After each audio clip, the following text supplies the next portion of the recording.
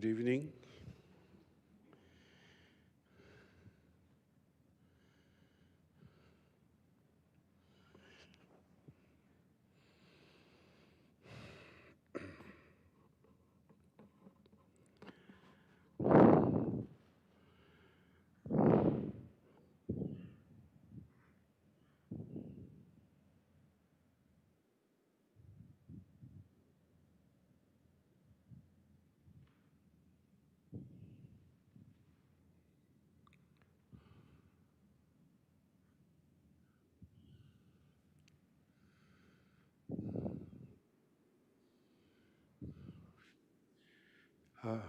Is the sound system okay? Okay? Sound system making scratchy noise.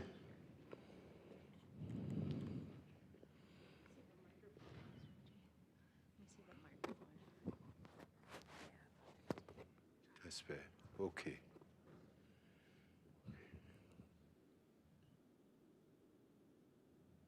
Well, after I spoke, it's coming.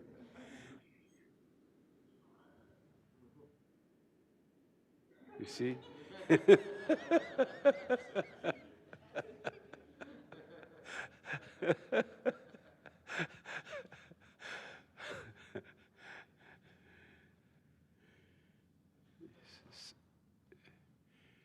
Is everything okay? Yeah, yeah.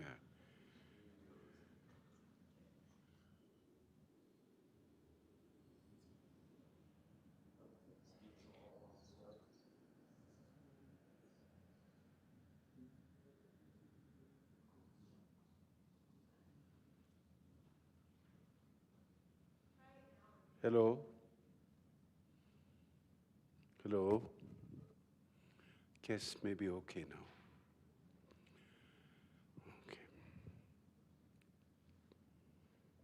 Okay, very good.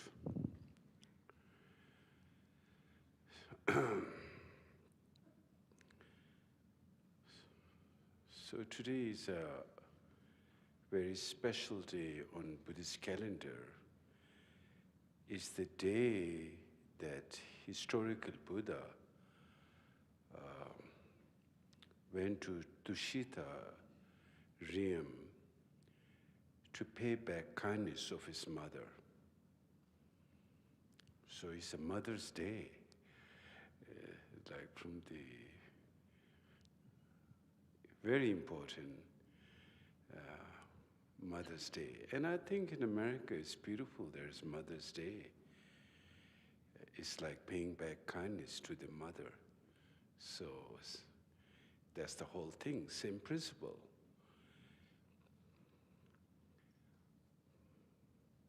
I think the only difference is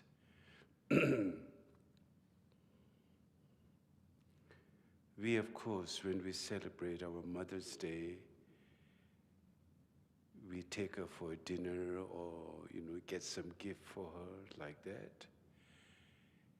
In this case, Buddha went and gave teaching to his mother how she can clear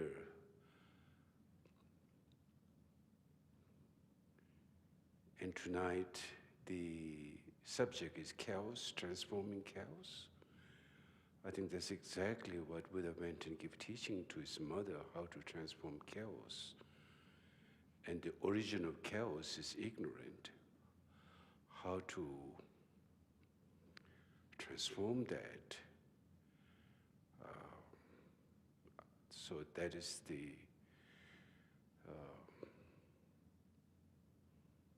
in some ways, big difference. Big difference as far as motivation is concerned, same, want to help others, but as far as the significance, one is showing the way of wisdom and enlightenment. One is just at that moment serving, taking care, make her feel comfort temporarily. One is the effect of everlasting wisdom, and one is a temporal But I guess that's how we have to begin the Mother's Day, temporal, and then finally to a wisdom state, right? Like that. So first of all, let's all do a prayer to Buddhas and Bodhisattvas, and then I will begin the teaching. Om Nosinam Darajunu Rupe, Taji Jujina Shupayi, Sangi Shudangi Dupa. Kuna Jasa Daja, Tashi Shok, the major president to Logo, Champagne Begato. Kuna Gumbo Jujira Baje, Lumbodra Bazara Bedani, Simjetam Jelo. Ism the Bazarap Trouble, the Tensum de Beta Ship, the worship by Gila Chasalu, Jampation of Patin. Cherry is one Gumbo Jambe, saying you put upon a Brazil, and getting Popo. Ubi to ship Pegaloshina on the Buddha water in Yumai, Chazal and Mtoship. Judges and Bagala, Chazalo, and Gender Jotashi Sergina, Dujo Bozayu. Yendadon Puzo Pepe, Minuk Jessin, which are called the Regida Georgia. Should you Javaja Jengijama, Gizongo, and Pepe, Trashia, Mugala Chazalo, Sambashim Bodu. McDonald and Jabo Yugozo, Pagabodano. Nam this is a Hasakolo, Tijola, Dojese, be water digite. Susum Nazogalic to ship, Jide Gawangala, Salo, Dajating the Richawaza. Get on your Warsawa, Kunjini, the De Pepe, some tuition to Tashi de Leoposum, so para shoe. Tabge to Jeshage Rusundo, Shingi Meto Dugi Punjumba, Circulum the project. Shaggy Gebujala Chazal de Consequence so Kutumse, Sajin de la Kumbat.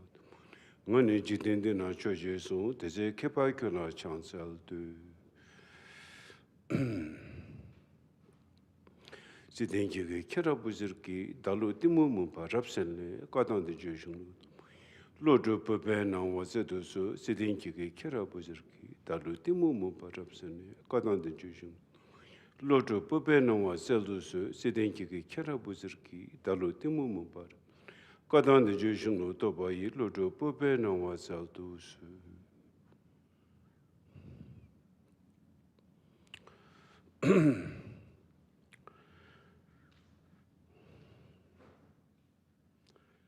So tonight, the talk is on transforming chaos on the path. So, this is a fundamental question which is very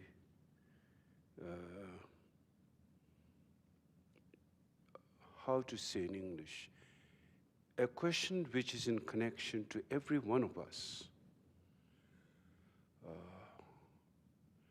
And the reason why it's connected with every one of us, because we all are same, first of all. Meaning we all have a mind, we are all sentient. And our basic nature of the mind is same. Wanting happiness, we do not want suffering. We try to find ways how to overcome our suffering. In every minute atom and cell, that's what we're trying to discover and trying to find a way out of this suffering is fundamentally same to all sentient beings. As long as there is a sentient awareness, consciousness, mind, it's the same meaning, consciousness, sentient, we can call spirit, we can call mind, we can call consciousness, we can call awareness. It's the same meaning, same word. As long as there is a sentient, every being wants to be free and happy, fundamentally, whether rich or poor, or Democrats or Republicans, or atheist or non-atheist, theism or non-theistic.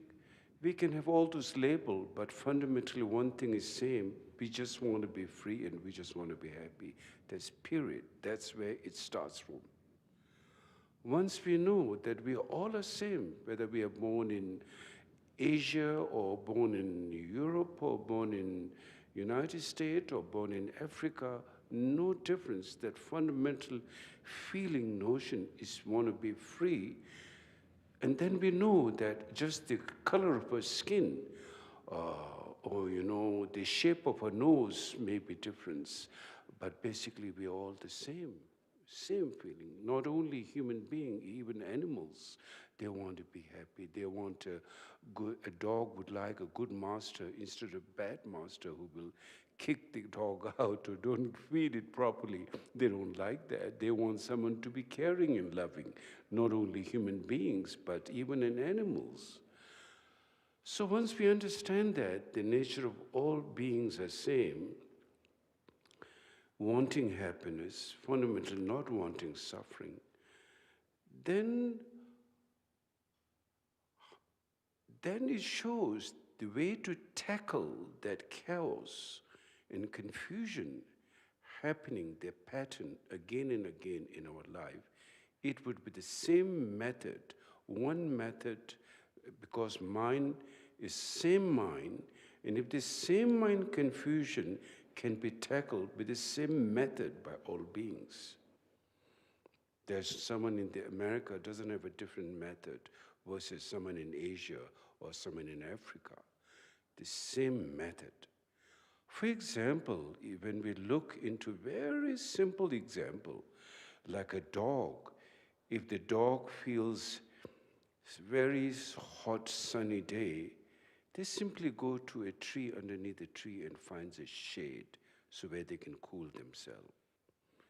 And if they are hungry, they would wag their tail to their master and get some food. Same thing. You see no difference whether one is born in Asia, whether one is born in the West. As I said, it's just temporarily. The color of the skin may be different, the shape may be different among humans. And then we also see among animals, they have the same level of consciousness, same fear, same wanting for freedom, same wanting for happiness, fundamentally same. So therefore, how we tackle chaos on the path is the same thing.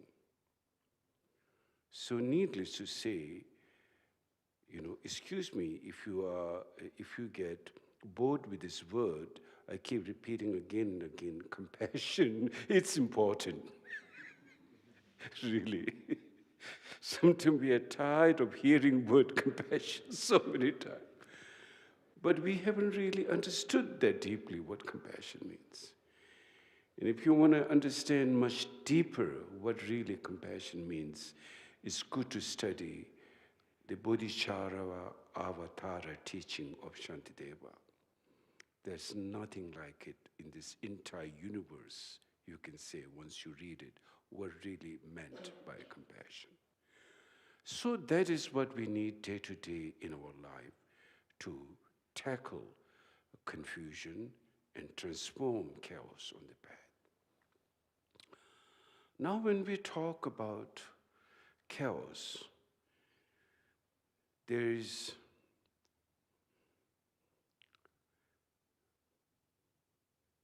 orderly chaos.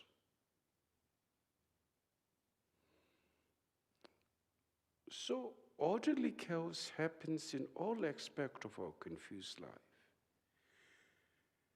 There is chaos in our personal life. There is chaos in our political life. There is chaos in our societal community life. And there is even chaos in our spiritual life, which is called spiritual materialism,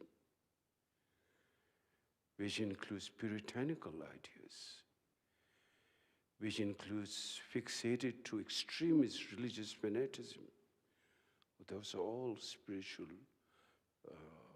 chaos, spiritual materialism. Because we lose the insight of sanity. We lose the insight of basic goodness, basic sanity, because it's very biased mind, and it sees one way. It's like a one-way street rather than two-way street. It doesn't have the expensive panoramic vision because it's lacks. And what happened, the orderly chaos happened because the root cause of orderly chaos or any type of chaos is ignorant. That is the first thing where the chaos begins. In the Buddhist teaching of the cycle of life called 12 Nidanas teaching, or in the Four Noble Truth teaching of the Buddha, the root cause of all our afflictions is ignorant. Same thing, the root cause of our whether physical chaos, mental chaos, emotional chaos is ignorant. The root cause. We all have to agree and accept that things happen due to a cause.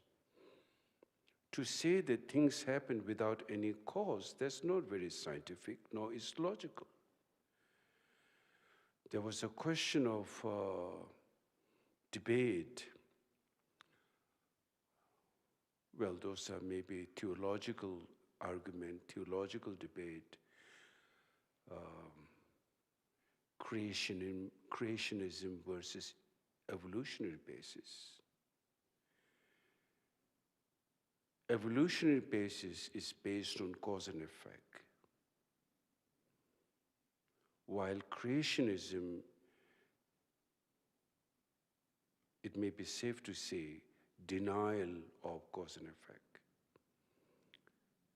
That's how logically it is, logically speaking. So, to say that things happen without any cause, which is a nihilistic view, or things happen due to some external agent, third agent like a creator, which is theistic tradition, that is one of the fundamental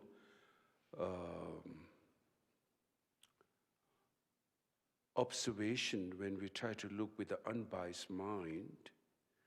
I'm not talking any particular religion. I'm talking from the dawn of existence to this day, that there's been so many different, I would say, billions of religion, if not trillions, from the dawn of existence, that all have said there is something outside which has created that.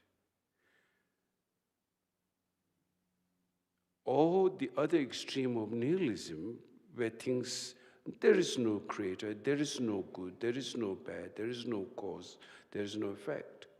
Complete denial of reality or phenomena. Those two extremes played a great role over the time. And the problem is, the chaos, whether one believes in theistic or non-theistic or atheist or eternalist or nihilist, we can argue on theological level, we can argue on philosophical level, but there is fundamental problem.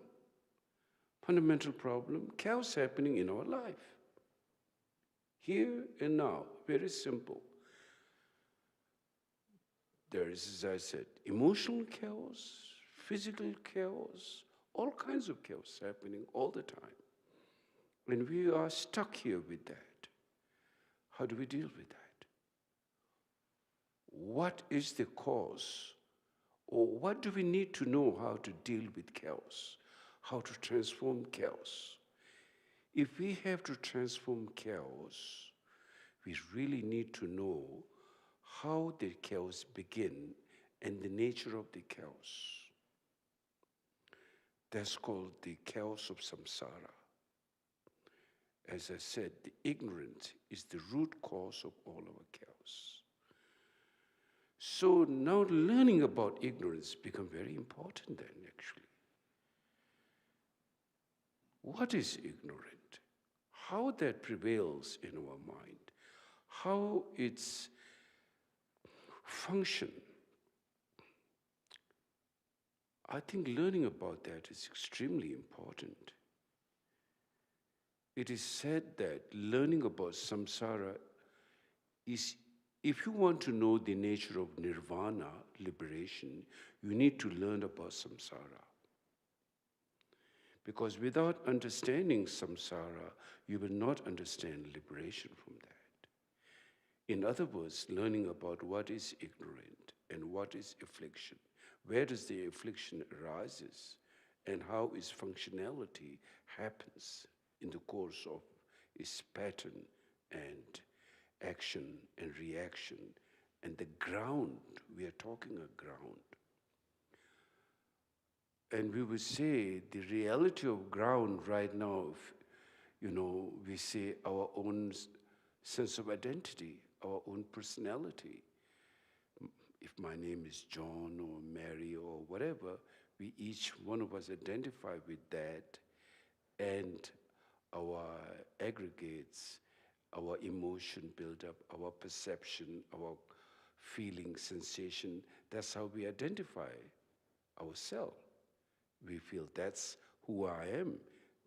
My name is this, and this is what my world is, my family this, my environment this is what I do, and this is how. That's how we try to bring it out. So I think in order to transform chaos, we need to know that.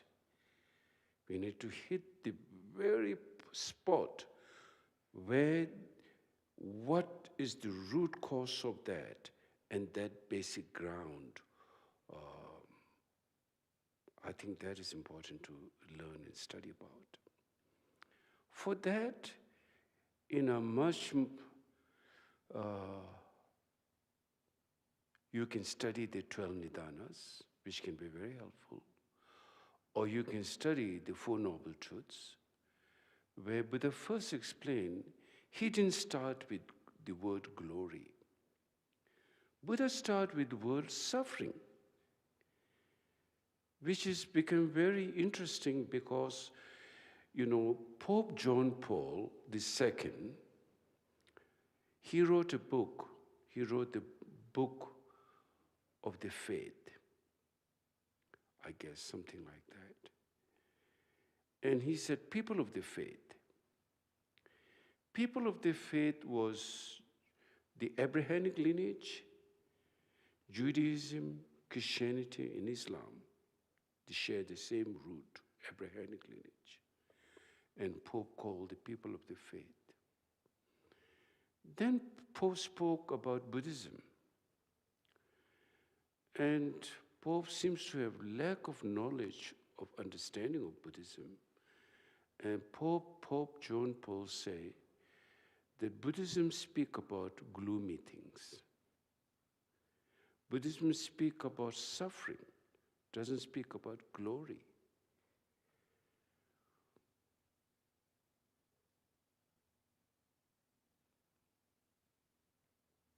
If we have to be out of suffering, then we cannot just imagine suffering has gone away. We have to really see where is suffering, where it comes from. So Buddha said, if there is suffering, first speak noble truth of suffering. He didn't make it up. He didn't make your suffering. Buddha didn't invent suffering in this world. Buddha didn't make yours emotional suffering or personal suffering or whatever suffering. Buddha said, if this first noble truth is suffering, and the second noble truth, if there is suffering, there must be a cause to that. And what is the cause? It's ignorant, the root cause, and afflictions, our neurosis, neurotic pattern of mind. If you stop the neurotic pattern of mind and affliction and ignorance, it will stop. Once the cause is stopped, the suffering is stopped. That's what Buddha said, very simply. So It's good for, the reason I'm sharing, I'm not criticizing Pope. It's good that Pope said that in that way. In fact, what His Holiness Dalai Lama says, we should respect all religion, because all religion bring benefit to beings. Christianity has brought benefit to millions of beings. Judaism has brought benefit to millions of beings. So does Hinduism. I mean, we respect that. But we also need to know the points of that. Otherwise, we remain in ignorant level all the time. So my point is, if we have to transform chaos, we just simply can pray and wish for chaos to go away. Will that work? It didn't work. If the prayer and good wishes will work, then it would have worked at this point for sure. How many times you prayed in your life? You must have prayed billions of times over the course of your life, and perhaps in this life too, you must have prayed a lot. So at this point, you must have resolved all those things and really have transformed yourself. But you didn't. You may make a little dent, but you haven't transformed. Now, how do you transform? You have to directly contradict that which causes the chaos. Contradict that with your knowledge and wisdom. That's the only way how you can transform chaos. You cannot transform chaos simply by prayer and wishful thinking. Therefore, the practice of meditation becomes very important, how you deal with the mind to transform. Therefore, the practice of bodhicitta on compassion, kindness becomes so important. But that's also not enough on compassion. You need the wisdom of shunyata, absence of self, absence of inherent existence, that our mind get fixated to any kind of fixation. That can be spiritual fixation, that can be ordinary fixation, emotional fixation, you just name it. All kinds of fixations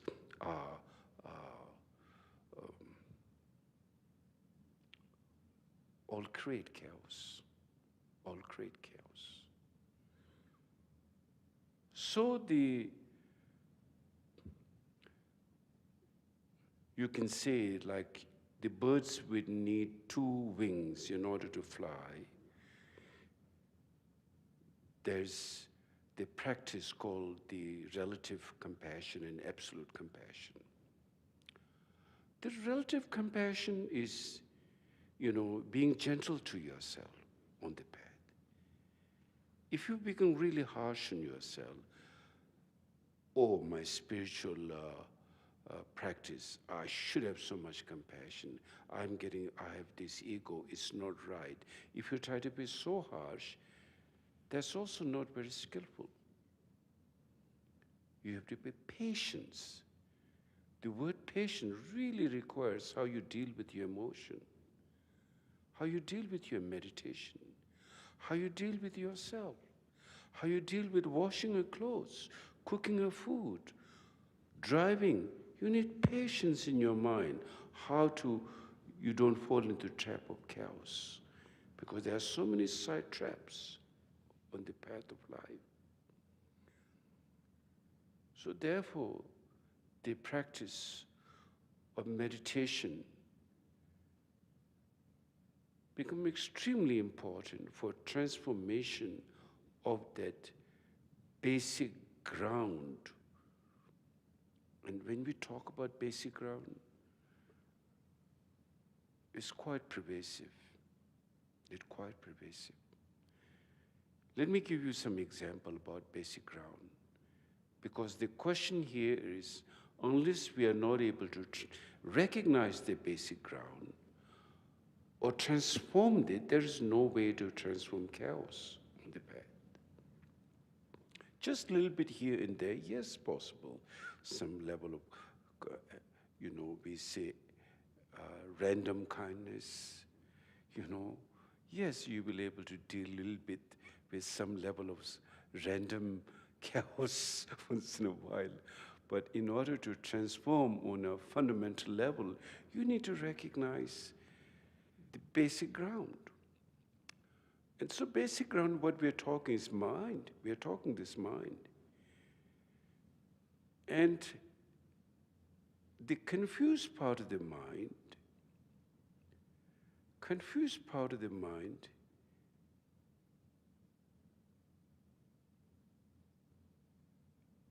it's like you see, we don't recognize basic ground, which is called in the Sanskrit word alaya mind. Alaya mind is like the basic ground. And I will explain step by step. First of all, I think it's important to know a little bit background about basic mind. So it's like you own a house. When you own a house, the space, the important part of your space is the boundary. The boundary becomes very crucial to say this is your house or this is my house. The boundary becomes more important to us than the inside part, because that's where the borderline is drawn. And at some point, that boundary line is also where you expand. And the boundary line, at some point, that you are more concerned of that boundary line, that you also feel like completely claustrophobic, that now I have this registered on my name, my neighbors know this, and it's my completely solid, like you create that ground, and at some point, that the focus become, now your focus is not on your land, but on that boundary. Did they do the right survey or not? Maybe I want a little bit more on that.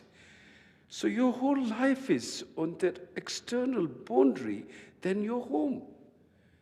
That is how we get wrong on the ground, for example. And then when we try to look into our own land, you are more concerned of your boundary, what your neighbor is trying to build, grow flowers next to you too close, or their wall is too close to you, and that's illegal. You need about 4 feet or 5 feet, and then you're going to dial up the county and tell your neighbors doing that, or there's no restriction of a tree to be put that you're not allowed to put. I know that, here, my own thing. So things like that, you're more concerned of that external thing. And then you wish that boundary at some point, it may just get eaten by itself, and that maybe you can expand. That's how, you see, we lose the ground of seeing one basic nature. Instead of seeing one's nature, we are more concerned of that line, how the whole dualistic game that we play with that.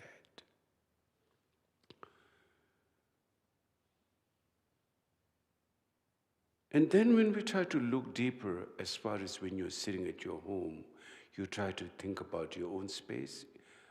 What you're concerned is always that boundary fence, not really your. And it doesn't look clear, because whatever you think, the external fence, the boundary line look much more important how you're going to relate with your outside world and to yourself. Yourself, instead of becoming your home, yourself become the boundary, the wall. Yourself become the wall. The focus is on the wall. So then it's become very chaotic. There's like this starting of orderly chaos, one thing after another. Things begin to grow from that.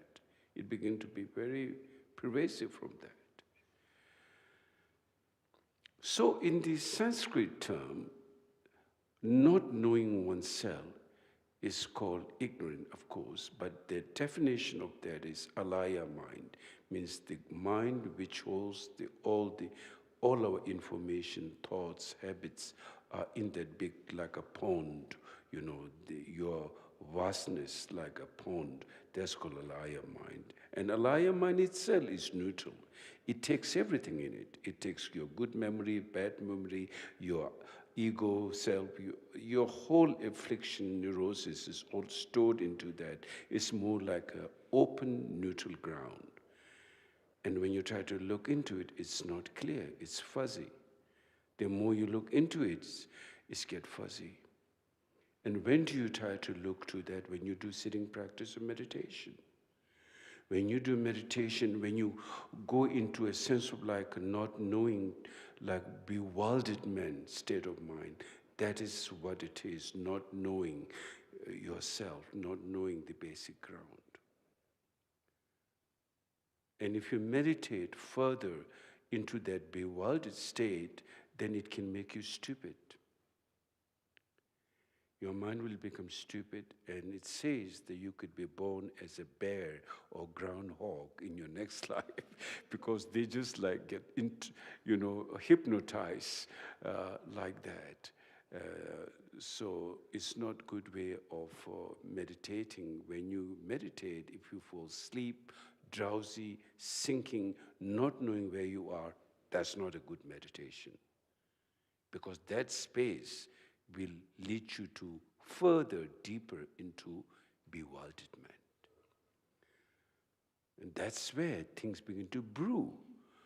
Like subconscious gossip we can use, things begin to brew, and it can create orderly chaos from that. So when that happens, there are many ways how to cut through that, through different methods.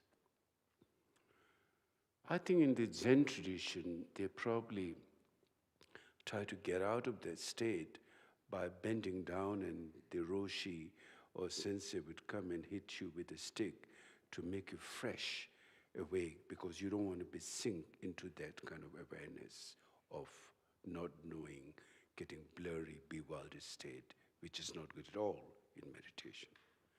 So that's one step, for example, not how it can be trapped. Then the next step is there's alaya consciousness. There's alaya and alaya consciousness. The reason I'm telling you this, because if we have to understand how to transform chaos, we need to understand the basic ground of our mind. Then the next stage is called alaya consciousness. Now first, alaya is like ground of all. It takes everything, good, bad, your memory, emotion, thoughts, political thoughts, financial thoughts, whatever. It just stores everything like a pond in a dam. All kinds of water from every little stream is collected there. Same thing, the alaya mind is just like, everything is collected, but it's not awakened. Because it's kind of like, when you look, when you see it, if you get into like a state of not knowing, that's ignorant mind. The basic ground of ignorance, you need to recognize that. It's like not knowing, you don't know where you are, what's happening, but it's like no thought. It can be no thought, and sometimes you may feel comfort in that, because it kind of like, there's not much thought, not much happening, but it's like a sinking state, bewildered state in reality. That is very important to recognize when that happens, and you need to clear that mind and get out of that. And the next stage is called alaya consciousness. In alaya consciousness, then there's a sense of identity now. Now that the space you've created and the boundary you created, expanding and focus, as I said, more on that wall, is like alaya consciousness, because there's a sense of self in that. There's a basic sense of self, I, notion of identifying things. And then since there's a basic notion of ignorance, which is called the self-grasping, it's like any ignorance has a basic sense of grasping. Why? Because ignorance can only survive.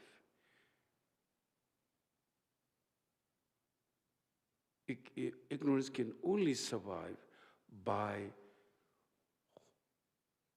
the fear. We may call it this sense of fear of survival. Ego cannot survive if it looks straight into it. Ego can survive in an illusory way that it gives the notion that you exist. But when you really look straight into you exist, you don't exist the way you think you exist. It's made up of many factors. But to say that there is an inherent I, or inherent self in any phenomena, subjective phenomena, objective phenomena, you cannot find. But it gives the illusion of there is something. Like the phenomenon of daytime. Phenomenon of daytime, right now we're in the phenomenon of daytime. And when we go to sleep, the phenomenon of daytime dissolves and the phenomenon of nighttime comes. At nighttime, your phenomenon of daytime is no longer there. And during the daytime, your phenomenon of night is no longer there. So which one is real? Is the phenomenon of nighttime is real or phenomenon of daytime is real? During the day, you don't find the phenomenon of nighttime. During night, you don't find the phenomenon of daytime. But you are there. In both of them, you think the nighttime, your dream are very real. Daytime, this is very real. But actually, this is not real during nighttime. And nighttime, this is not real. And daytime, that is not real. You see a lot of interesting things happening in our mind. So, it all comes again to the basic question of ground. It is so important to understand the nature of the mind. What is mind? So then, the alaya consciousness is more like adventurous. And of course, since the fundamental is, you believe in a sense of self, sense of fixation of self, which when you investigate, it all dismantled. You cannot find that. But somehow, just like a dream, just like the daytime phenomena, you believe in yourself in this way, in that pattern, at nighttime, in this pattern. It all seems to be real at that moment. But then, as I said, nighttime phenomena have disappeared during daytime. Daytime phenomena has disappeared during nighttime. And what is then reality? What is reality? So the chaos is happening in a dreamlike situation. So that's what we call relative phenomena. In relative phenomena, the good experience happen in a seemingly way. So we will say for sure, yeah, my dream is seemingly phenomena, right? You would not say it was a real phenomena. Then if you say the dream was real, everyone will think it's time for you to go to a psychiatrist's hospital. But in reality, it seems it's a seemingly phenomena, the dream was. At the same time, during the dream time, this daytime is also a seemingly phenomena.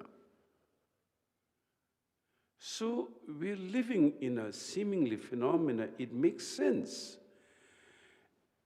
Seemingly phenomena is free of fixation. But of course, we can have the experience of fixation to our dreams and fixation to our daytime life. That's what we are facing right now, as some basic obscuration, ignorant in mind, that we feel stuck and fixated, that we don't know how to get out of dreams, dream phenomena, or this daytime phenomena. We get all stuck, and it seems so orderly. Our chaos seems so orderly that this, if you do this, this will happen. If you do that, that will happen. It's just like we feel stuck, and we don't know how to get out of it.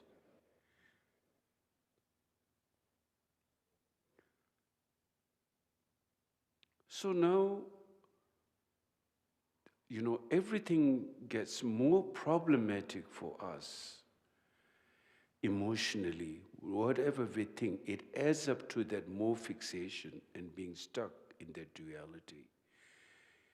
Even our spiritual practice become materialism, get even much bigger problem. We feel stuck in, no matter what we do, it seems like. If you think this way, you fall into this extreme. If you think that way, you fall into that extreme. In fact, whatever you do is orderly chaos. How do I be free from this orderly chaos? I think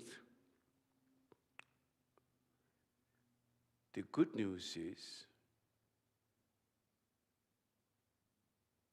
the nature of phenomena is absence of fixation, which is called nature of emptiness in the Buddhist terminology, emptiness. Since it's free of fixation, we may not be, in other ways we can look at this way. We may not really free ourselves in the first instance, but second instant, everyone's get freed. But that's not considered free because, it changes, but it doesn't become free. For example, every person thought the true liberation should happen moment a fixation arises, which is a wrong perception. Fixation is a neurotic perception. Fixation or any kind of extreme leads you to suffering, and it's a sense of self, and that self notion is false, and that false becomes affliction, and that affliction becomes suffering. One thing leads to another, orderly chaos. So the true liberation, by fundamentally seeing that you're able to, the movement of thought arise, if it can free at the first instant, it's called liberation. That's called Buddha mind, Buddha nowness. That's called Buddha mind. Buddha means awakened mind, awakened mind. That's what it means, awakened mind. Most beings cannot handle on that level, because the basic functioning of that not knowing, the state of bewilderment exists. So when the thought arises, on the second moment, it will dissolve to everybody. Even dogs, it will dissolve. Bugs, every being, but doesn't qualify for liberation. It just simply changes. So if you have some very thick, habitual, habitual phenomenal existence, or let's say you get into some crisis situation, emotional situation, you know what we say? Time heals, right? That's talking about secondary moment. It's not talking first moment. If it can be freed in the first thought, in instant, that's the true liberation, where there is no ignorance. It can just free. The mind has that potential. That will come through sitting practice of meditation. It will not come just getting back into its reaction of the bewildered mind. Right now, whatever we do, whatever we think, it seems like going towards fixation, and then it creates more confusion in our mind. So therefore, sitting practice of meditation become very important. And how to deal with that chaos step by step. According to Buddha's teaching, the method on the Hinayana level, the method on the Mahayana level, the method on the Vajrayana level, the method on the Mahamudra level, the method on the Dzogchen level, each deals with this very consciousness, this very mind, how you bring that out, your awareness, into that awakened state, which will transmute that orderly chaos. So deeper understanding is needed as far as the mind. And of course, your mind, you have it. You don't have to look for a mind outside. You have your mind already in yourself. And then all you need to do is sit, and through your sitting practice and through the teaching, you can understand, and that's how it is done in the way of the Buddha Dharma. Buddha is called Tunpa. Tunpa means one who shows the nature of our awareness, which is the refuge. Just becoming Buddhist doesn't mean that you become like part of his creation. Not at all. Now, Buddha himself said, I've shown you the way of liberation, now it's up to you. So you got to work with yourself. Buddha can't do anything. He has shown you. He's this supreme guide who has been through that. How do you need to deal with, how to deal with your ego, how to deal with your chaos, step by step. But he's not someone, who can give you salvation just like that. He can give you liberation if you follow that through your own mind, how you deal with your mind. That's how the practice of Buddhism is. Making you the doctor yourself, how to heal. Not that he's the doctor who can, promises and give you liberation. But the promise lies in yourself, that you want to do it, you want to work with your mind, you want to look into your mind, you can transform yourself. That's the way of the Dharma. Not that he's the salvation. It's like a doctor. The doctor will give you the medicine, then you need to eat the medicine, you have to work with this instruction, and then, you can be healed. That's the way how the Dharma practice is done. Because you are endowed with all those wisdom. Let's look at this way. If there is confusion, there's definitely antidote to confusion. Confusion is not the ultimate thing in our life.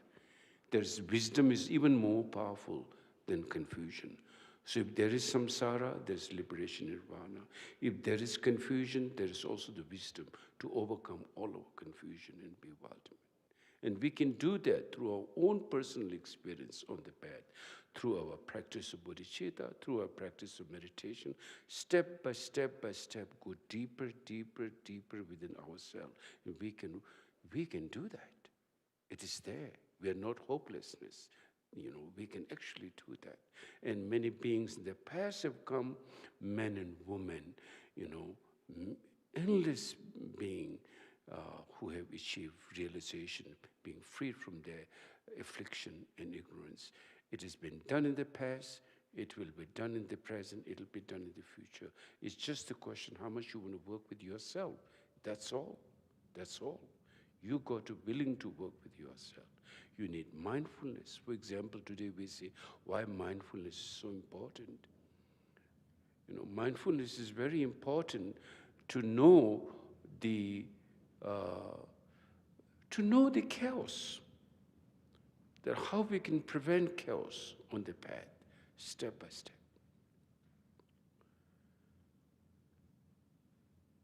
So I'd like to read a little bit today from the book.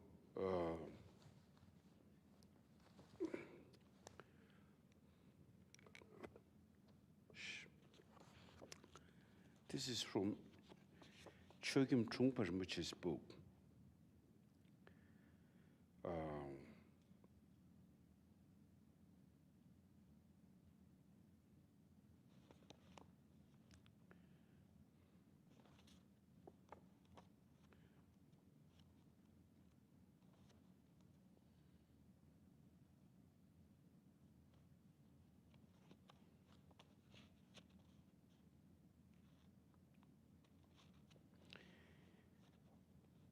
So we are talking about one's basic intelligence. Basic intelligence, you see, there is a genuine intelligence which is called enlightened mind.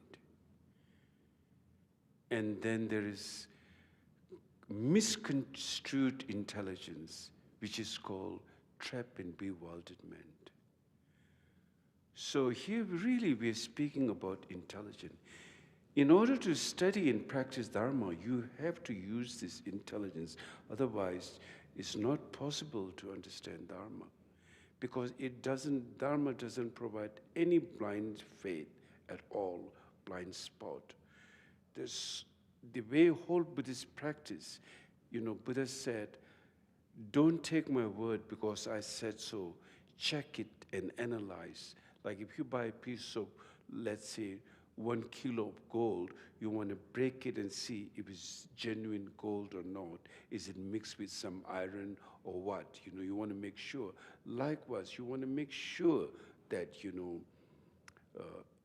analyze, check it, and then that's how you follow. Buddha said, don't take it because I said so. So that being said, intelligence to use the reason and logic, that's extremely important on the path, how you're going to transform yourself. Otherwise, it's not possible. A wide area of confusion and wisdom exists in the background of all, whether we look at them in the Buddha or enlightened form or in the confused form. There's a basic pattern that is common to all that. Is the potentiality for enlightenment. So actually, it's again talking earlier, what we talk about, as I introduced to you, the basic bewilderment, and then is how we try to, how we try to get trapped, that solidify the space. And once it's solidified, that's how we do with our ego. Then instead of seeing, it's ground truth, the space to relax and space to be free, we are concerned of the boundary. You see what I was trying to say? We're concerned more of the wall. That's how we get our mind. The pattern of mind is like that in everything. We experience our existence, our being. If you look further into what that is intellectually, you can analyze it in all kinds of different ways. But if you're trying to find out what it's all about in terms of actual experience, it's hard to find the actual experience. Because when you try to look, that state of, bewilderment, how it is, it gets more and more blurry.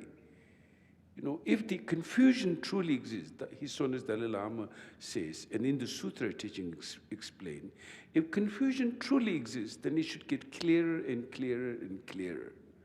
The fact that more you look into confusion, it gets blurry and blurry and blurry. That's how it shows it has no basic ground reality. It is very hard to find even a clear experience of confusion. The confusion is just like we're drifting in the state. One that is not colored by the rest of the emotion. To find this is it, this is my confusion, which is not blurred by emotion, is very hard. In the actual experience, there is also a sense of uncertainty concerning existence or non-existence. Whether do I exist or whether I don't exist, because it's so blurry at this.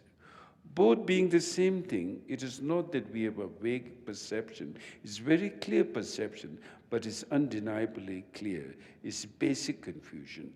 That kind of confusion is all-pervasive confusion. It happens, throughout our life, in our waking hours and during our sleep. there's a rich and thick bank of uncertainty. If we get into religious or metaphysical terminology, we could call it a soul or ego or Godhead or any number of other things. But if we do not want to use those kind of terms because we do not know exactly what they mean, then we have to try to look as directly as possible as this experience without any preconception, without any terminology or label. If we look closely, the closest experience we can get in a sense of unnameable confusion, which is called the alaya mind I was talking before. This is a unique confusion because it does not have a clear and distinct quality of now I'm confused. It doesn't say. If the confusion says now I'm confused, then you're in a good spot. Confusion never say now I'm confused. That's how you are just merging and drifting with that. This is a unique confusion because it does not have a clear and distinct quality of now I'm confused at all. You cannot even define it by saying it is confusion. And that's the kind of non-dual state of confusion that goes on throughout all life. Like non-dual in this sense is like you're completely into it. Experience come out of that and dissipate back into it. It's like that big pond. Energies arise, emotion appears. It all takes place within this one pervasive state of being or area. I think it is very important for us to realize this background as the basic ground of everything and to understand how it arises or does not arise. So anyway,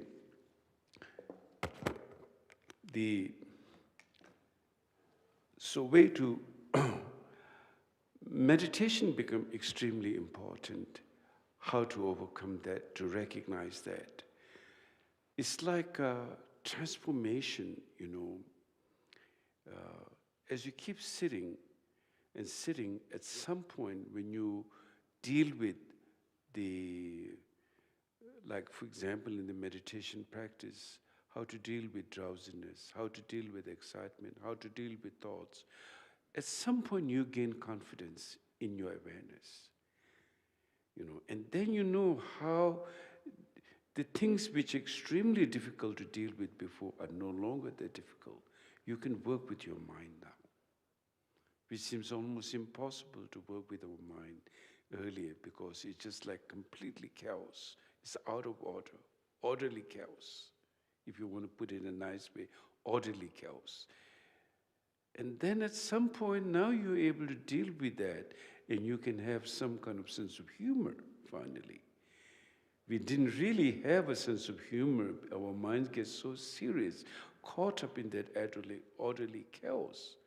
Through your practice of bodhicitta, through your practice of shunyata, wisdom, at some point there's more opening taking place. And then that boundary that you're so preoccupied before, instead of that, you can just rest in your space without solidifying that space. That's a big thing. So, how do we learn that through our practice of meditation? By learning, first of all, you do meditation, you don't get attached. And in fact, it says in the practice of meditation, neither you reject bad thoughts, nor you cling to good thoughts.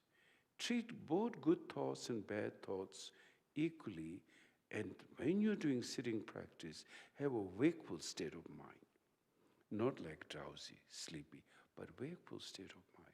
In that way, whatever the clouds, chaos, begin to build up, they are all like clouds. They will all like dissolve into the space. Like if you see the waves are no other than the ocean itself. But when you leave it the way of the ocean, then the waves can come, waves can go, wave can arise, wave can go back. It makes no difference if there is waves or no waves. Actually, they are one. At some point, you can totally transform the chaos into liberation, orderly chaos into liberation. At that time, that will be the only time, that will be the time when you find no difference at all, a non-duality, neither the space nor the fence have no difference, so to speak, like where every, like the waves in the ocean are one, your thought and the space are one. There is no difference at all. So to moment, generally we would define that meditation is good when you don't have thoughts. That's the beginning way of meditator. But those who have highly developed their practice of meditation, for them having thoughts and no thoughts make no difference at all. Because every thought they can liberate that. It makes no difference. You can say at that point, the basic sanity would begin to dawn at that moment. But before that, for us it takes time, step by step, and that is a good way to start. It's very important to start that way. That your space is getting more open, your space, instead of solidifying everything, is become more pervasive, more open, and more awakening. And that's how you really transform chaos. That's the way.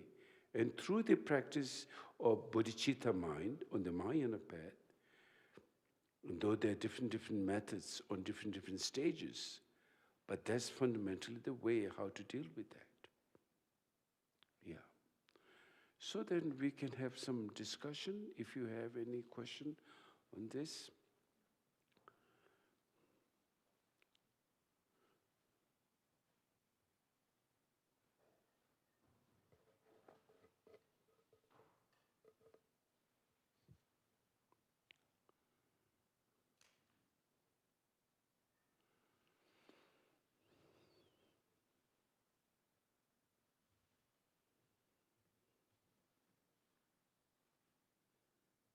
Thank you.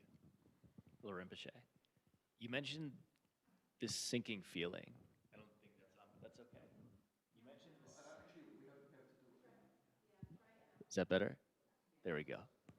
You mentioned a sinking feeling and the lack of attention, the unconsciousness, and how it's possible to practice into that. What are ways that you work with that? And what are ways that you work with that in the sitting practice when that feeling of drowsiness comes up? If it's early in the morning or if it's late at night, if the time that you've set aside to practice just happens to be punctuated by drowsiness, how can one work with that in their practice? The best way to work it, of course, in the evening time when you're really tired and you have a busy day, then it'll be a little bit harder for you to practice because your body is tired and your mind is kind of like drifting. So best time to practice, if you can manage it, then early morning time is the best time to do it. Like 4 in the morning, 5 in the morning, depends how much sleep your schedule allows you. If you can get like 6, 7 hours of sleep, then 4, 5 in the morning is the best time because you are fresh, and before you can create much form in your mind is more awake in the morning, and so therefore it's the best time to do that. But remember, when you do the practice, sitting practice of meditation, your mind should be, body should be straight and relaxed, and a little bit support for your hip, like what you are sitting now, the zafutan, and that kind of brings it, if your body is straight, then all your channels become straight. If your channel becomes straight, then all the energy which flows become perfect balance. And then that makes your mind clear. Now, if your body is like sitting on a sofa set, then you're sinking and pretty soon you will fall asleep. So body also support with the mind and body, so therefore a little bit hard cushion is very important to do sitting practice, and then you feel more awake. When you feel more awake, then much easier to deal with your thoughts and awareness and emotions. Yeah. And then if you're sinking, let's say you're drifting, then you need to clear that. Open a window, take a fresh air, or you move your body a little bit. More meditation, shorter interval. Let's say do it for like about few minutes, 5 minutes, and then just take a little break. And then again do it, take a little break. In that way, it doesn't allow that sinking to get drifting the mind. Like that. At the beginning, it's good to do short interval, more meditation. But then once you get used to it, then you can just do in a straight, half an hour, 1 hour, whatever it is. So it's good to do in the morning. But do not allow the drowsiness, the sinking thing to happen in your practice of meditation. Because if that happens, it will simply make your mind stupid, ignorant, nothing else. There's no good in doing meditation, if that's the point. Yeah. Because then you're drifting. In the drifting, all subconscious gossips are happening. Then there's another thought called the thief of meditation. All these are like, as I said, there's an orderly chaos on a subconscious gossip level, and then on a gross level too. So on a gross level, either you deal with your drowsiness or very thoughts of like totally distracted into past, present, or then in a subconscious level, you're there, but deep inside some gossip, emotion gossip, some subtle thoughts arising. That's called thief of meditation. Because that will completely, again, take you to a lost mind. So when that happens, you need to recognize that and then bring yourself back to more aware state. So that thing. And then there's another one, too many thoughts. If it's too many thoughts arising, this happens sometimes, to beginning meditators. Because now you're seeing your mind, it seems so many thoughts are there. Before you didn't really notice that. So you think you have less thought. But now since you start doing meditation, there's more thought. It's not that there is more thought. Now you're seeing, how busy your mind is, finally. And that's the first step of knowing your mind. And then as you keep doing it, at some point, the awareness will, able to find spaciousness and be free of that fixation, step by step. So you need to be skillful when you do meditation. How you sit, how you approach. Also, it says like, if you have too many thoughts arise, wear more darker clothes. Eat more heavier food. It will help to bring the mind more grounded. If it's too drowsiness, if your pattern is too heaviness, wear lighter clothes and open window, fresh air, and eat lighter food like that. That will make the mind more clear. So these are all from external way and internal way how you work with to bring your mind more awake. And then at some point when the mind gets clear, mind gets focused, such as the practice of sitting meditation when you do the breathing, then stay to its point. Then the mind getting calm now, mind getting opening, it's like the spaciousness of the all-pervasive. All thoughts are getting spaciousness of all-pervasive mind, awareness. You will find tremendous joy, joy of like total peace, joy in your body, joy in your mind. Like you may imagine, is there any more happy than me in this whole world? Such a thought of powerful experience of joy can arise. Or like being free of so many fixations, like utter openness, or like very clear, intuitive mind, because mind has a basic radiance of clear light. So that will all come, is natural quality of the mind. So when we don't do meditation, it gets the opposite effect. Drowsiness, drifting, confusion, affliction, all these things. And they're the cause of our suffering. So then step by step, that's how you find liberation, nirvana, that you can actually come out of this bewilderment, cut this, solid space of duality and ego trip, and then you have that all natural within you. And that you will gain confidence through your sitting practice again and again and again. Then in the post-meditation state, how you deal with your mind is through bodhicitta, through compassion, through kindness. And in that way, it opens your mind, again, lets you free of all fixation and negativities. And then brings the radiance of awareness within you. Your radiance is wisdom and compassion. Your radiance is not neurosis. Neurosis and ego is affliction, is a deceptive mind. It's not the true nature of the mind. But that's what we experience right now. We experience a lot of ego, a lot of emotions, a lot of things. And that's how when it spill out, you get the neurotic phenomena. Yeah. So you will gain confidence in yourself when you do it the right way. You're welcome.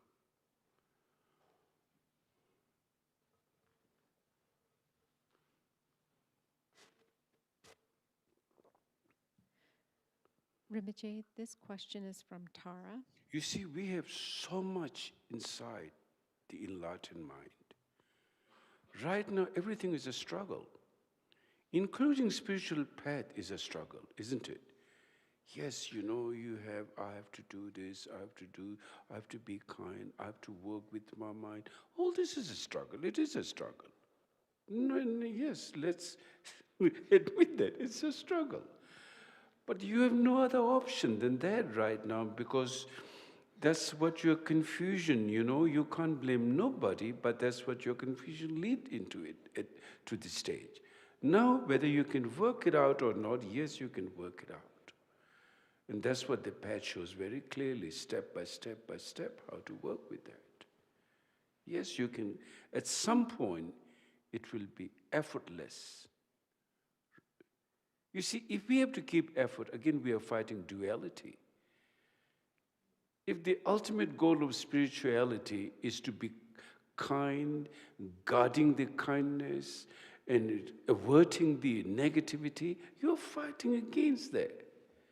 That's not really ultimately the basic goodness. Basic goodness, there's a meaning to that. It didn't say goodness sometimes.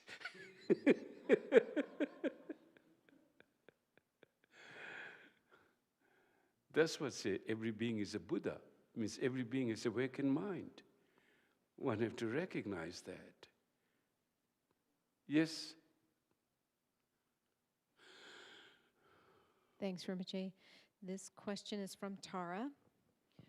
Tara asks, I find the term orderly chaos a bit confusing. Perhaps that's the point.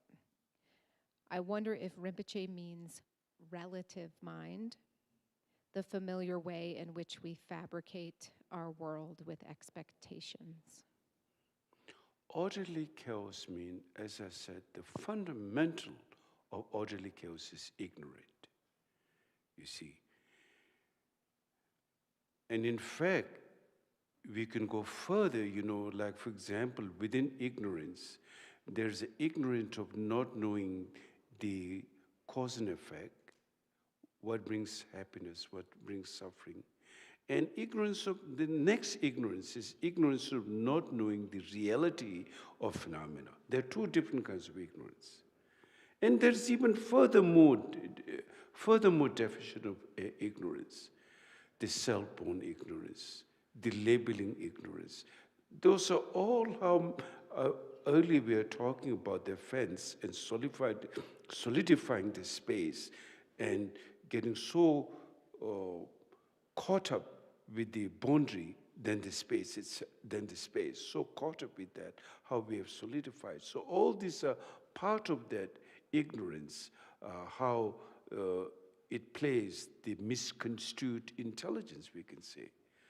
So when we talk about orderly chaos, we have to recognize that, not knowing the basic ground of all, what is the basic Buddha nature or basic goodness. And when we identify with the ignorant, then ignorance leads to ego. Ego leads to affliction. And the rest of all the things happen step by step, one at a time. That's orderly chaos in one way.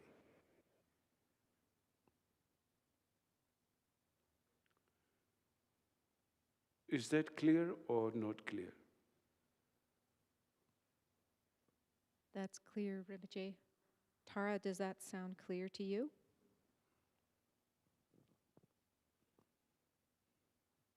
Orderly chaos. One thing leads to the next thing, and they have like a pattern. It's like we know then also logically how orderly chaos happen. And finally, chaos is,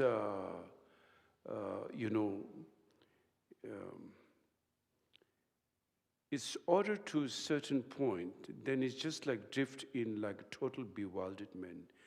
That's what all chaos leads to. It doesn't have like an order in as such that finally this is the absolute confusion and I'm comfortable with that. You see, that never happens. If that happens, we can follow the orderly chaos all the way through. That doesn't happen.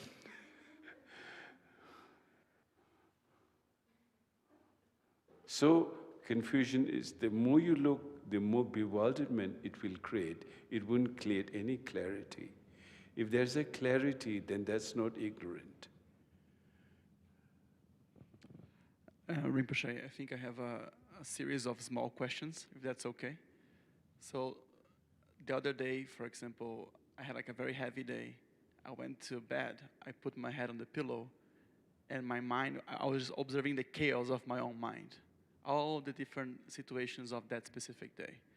So my first question is that me observing my alaya mind, that, just like that basic ground that accumulates all the experiences that I have, not only in a day, but throughout life? Is that me observing the alaya mind in that moment, where I can see that level of intense thinking and really does not allow me to relax because my mind is hyper-activated? Is that the alaya mind, Rinpoche? Can you slow the volume too high? Volume too high? Yeah. Now it's good. Please say that again. Yeah. So when I am observing my mind and it's very confused and agitated because of the events of a day, for example, is that me observing the alaya mind? Alaya and alaya consciousness, they're two different things. Alaya mind itself is neutral. It says it will take good thoughts, bad thoughts, neutral thoughts, including like nothing. Like, for example, sometimes you get spaced out, so to speak. That's also, who holds that? It's the alaya mind.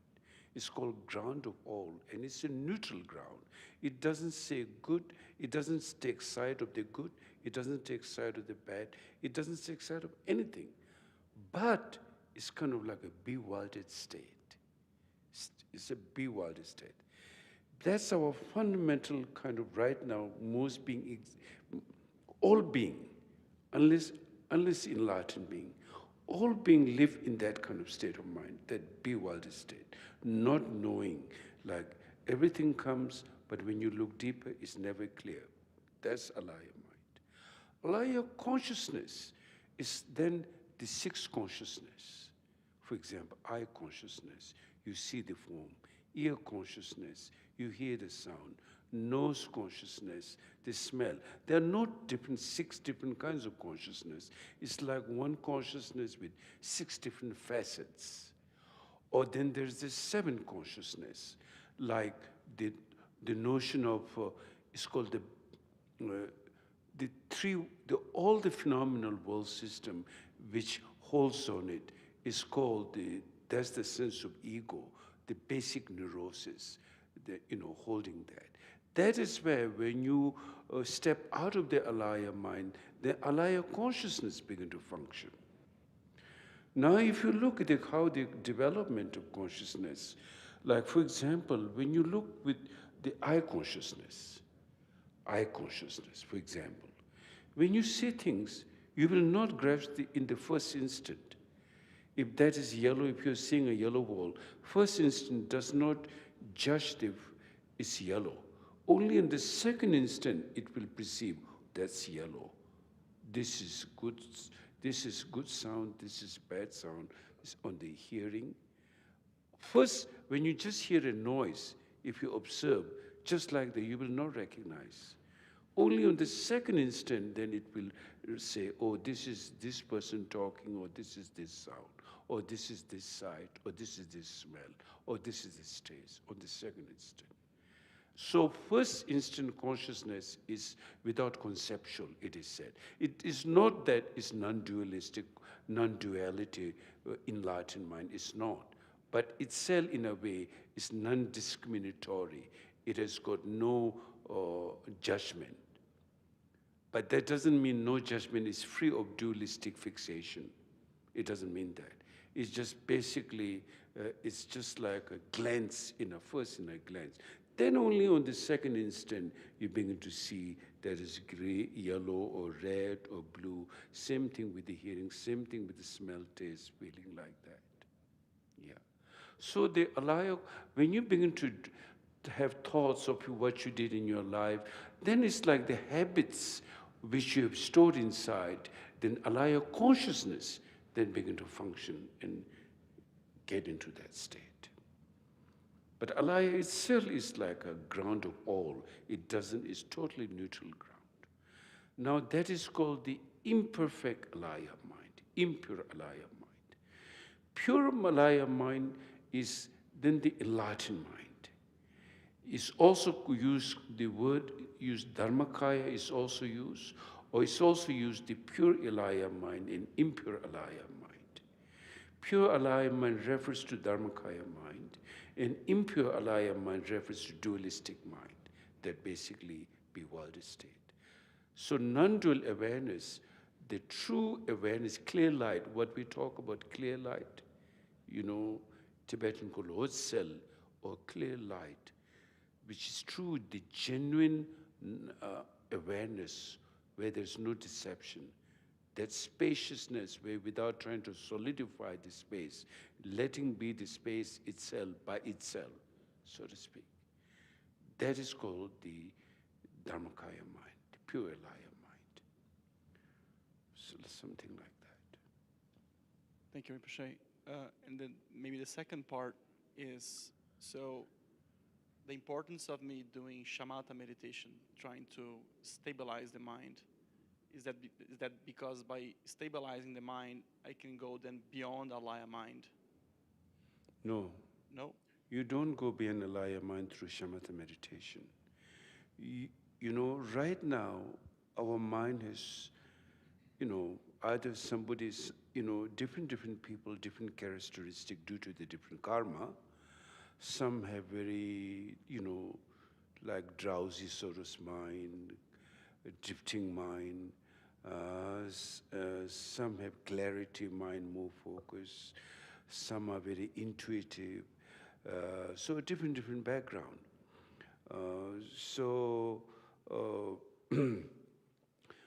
Mainly, right now, the movement to thought, movement, like the waves are so strong. If it's like example of ocean, the waves are predominant in most people's mind. Like too many thoughts, too many emotion. Like mind is either going in the past or in the future, can't even stay for a moment in the present state, always drifting away. That is a problem. for most ordinary people right at this stage. In order to bring that to a stillness, to calm abiding stillness is shamatha meditation. With shamatha can lead you out of alaya mind, it cannot.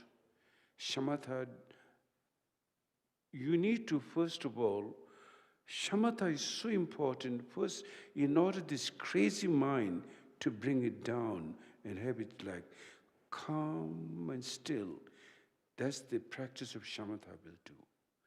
It's like if you want to see in the ocean, what is in the ocean, you need a very clear water and calm water. Even the water is clear, but if it's too much wave, storm, hurricane, you cannot see. So it needs to be very calm and clear in order to see things. Like in a river bank, if you want to see the pebbles and fish, you need a very calm water. Right now, our mind is like creating mud. Just like if you, our method of clearing mind is stirring up. Right now, that's what we're doing. I need to think more how to do this. I need to do this. I need to bring more emotion in order to clear emotion. And it's getting more murky. It's like stirring up the mud. But if you want to do, you just sit and do nothing in some way. Nothing doesn't mean not nothing. You need to keep your practice awareness of meditation. Then the mind will get clear, and then you will see the fish and pebbles and everything. That's vipassana. That's called vipassana meditation. Not the kind of vipassana you hear today, that's shamatha. But vipassana is an extraordinary insight. Can only happen if your mind is calm and clear. Then you will be able to see. But if your mind is not calm and clear, vipassana will have no effect because you are just too much mudding your mind all the time. So only vipassana can lead you out of alaya mind. Shamatha cannot lead you out of alaya mind. That's the point. Thank you, Rinpoche. You're welcome.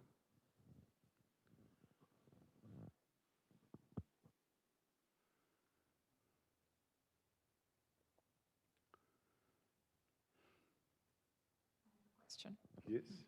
Rinpoche, in few occasions, I was entering deeper meditation state, and it's almost like I feared I was going to die. Say that again? Sure.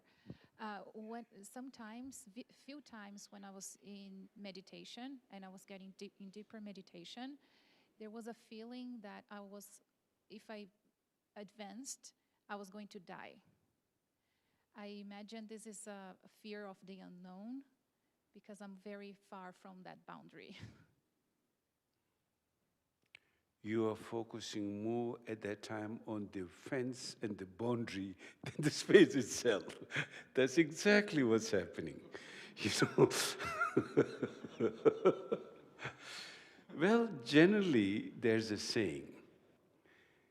There is no end to the experience of meditator like the summer meadow. Summer meadow, all kinds of flower will be grown. All kinds of plants will be grown. There's no end to that, what will grow or not grow. Mushroom, marijuana, you name it, everything will grow in a summer meadow. Same is for a meditator on the path, in resolving your karma, your emotions, everything you build up, all kinds of things will arise. But you should pay no attention to that. Whether even you see in a glance the three world system, or you read the minds of the whole world people, what they're thinking, no big deal. You don't get attached. Because they have no basis to form. It wouldn't solidify the space, you see. Just like, that's it. I tell you a story, when I was with my teacher, his son is Dujum Rinpoche, up there in the picture. One of the greatest meditation master Dzogchen master in this world. And so his illness was like, in his 70s, late 70s, 80s, and I was there with him every day. And so on the other side, when people come to see him, so I have to, there are other attendants, but when I'm there, so I have to go get him. And sometimes through his foreknowledge, he say, oh, there's somebody, get him, bring him up. When I go down, there is somebody waiting there. But he make never any big deal, Just see that, that's it, But if it's like somebody, oh, I can see this, I can have this magical power, such a big deal, how they solidify this ego space. Never like that. And some very prophetic things he would say in very casual manner sometimes, what happens in the future. Just like, I think you should do something like that, and you know exactly what that is in the future. But no big deal. So, the more you get attached in meditation, the lesser the benefit. The more you get less attachment, the more the benefit. Because then it opens up your mind, you see? Then you can see the whole, what's in your awareness, instead of making yourself small again with the ego's will set like that. So that was just an experience. Oh, I may be dying, or I may be having that. No big deal you should make. If I'm dying, so what? If I do this, so what? So you need like a kind of like a carefree, not careless, but carefree mind. A gut, like a lot of gut. Sometimes you can get very emotional or pain and things like that. It's just an experience, that's all. Then you get freed from that. If you make a big deal, then you get trapped.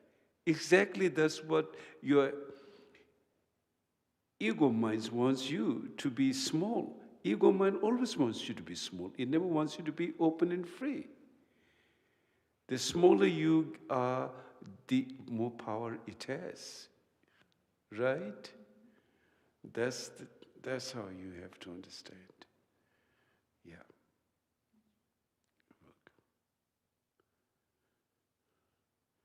Any other questions? Okay. So then let's do a world peace prayer. In the world in general and in this nation, may not in the names, disease, famine, war, and suffering be heard. May virtues, qualities, and merit and prosperity greatly increase. And may continuous good fortune and sublime well-being perfectly rise. In the world in general and in this nation, may not in the names, disease, famine, war, and suffering be heard. May virtues, qualities, and merit and prosperity greatly increase. And may continuous good fortune and sublime well-being perfectly rise. In the world in general and in this nation, may not even the names, disease, famine, war, and suffering be heard. May virtues, qualities, and merit and prosperity greatly increase. And may continuous good fortune and sublime well-being perfectly rise. By this merit, may all beings gain omniscience, thus defeat the neurosis, the turbulence waves of birth, old age, sickness, and death. May Thank you. So please be, particularly earlier I was talking today is Buddha went to teach his mother to pay his kindness. We should also be loving and caring to our parents, which is extremely, extremely important. Because who brought you in this world is your parent. And our parents are not enlightened, but they have been, if you look into the realm of cause and effect, You owe so much to them. You're here today healthy and well because of your parents.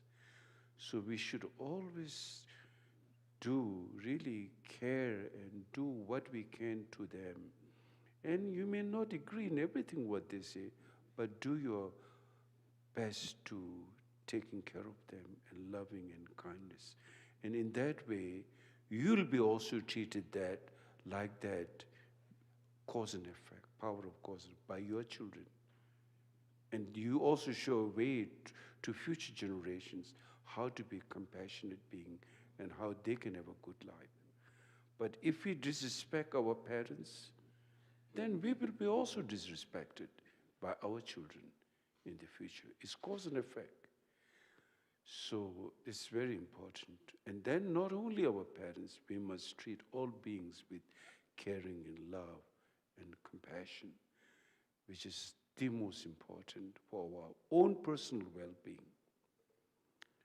So His Holiness Dalai Lama has a beautiful way of saying, the best selfish is kindness.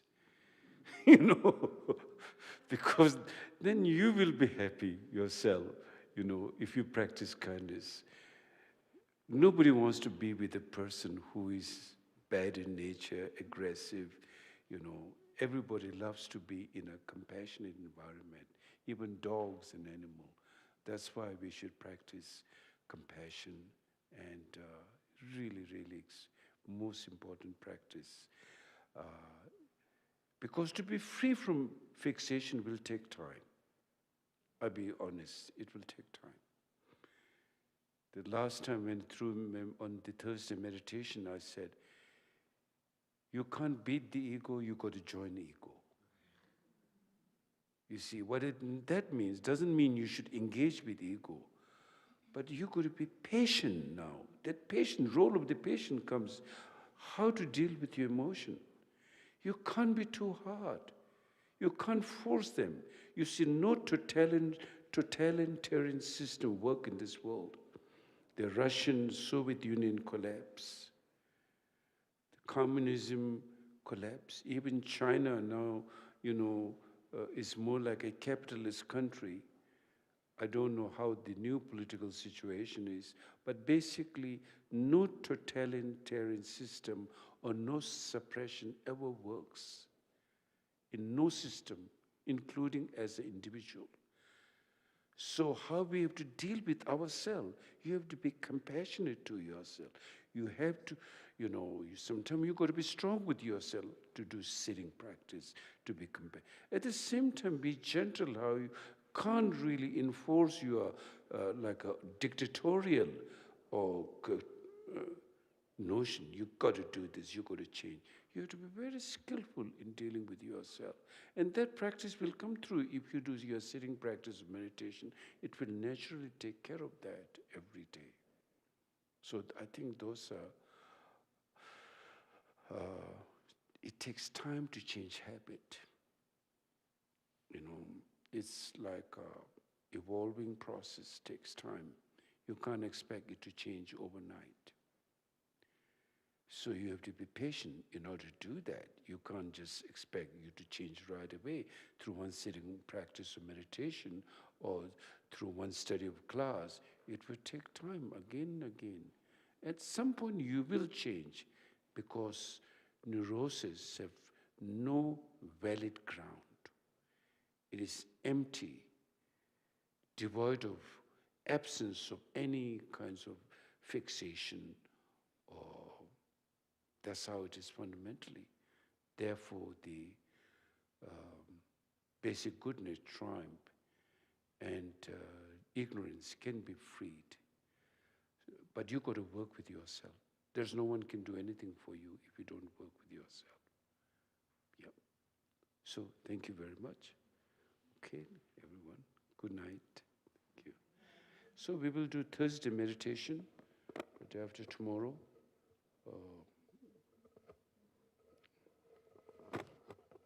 It's going to be snowing also.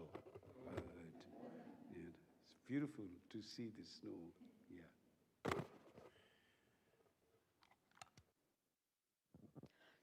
Rinpoche, thank you so much for this beautiful teaching tonight. As Rinpoche said, please join us on Thursday, also 7 o'clock for meditation instructions that night. If you feel so moved, please add your name to the mailing list. I have a sheet on the back at the AV booth. You can write your email address down. Welcome to the new folks who we haven't seen before in person. Thanks for coming tonight. Also, you can make a donation on our website if you felt moved by the teachings tonight. So thanks a lot. It really helps us keep the heat on.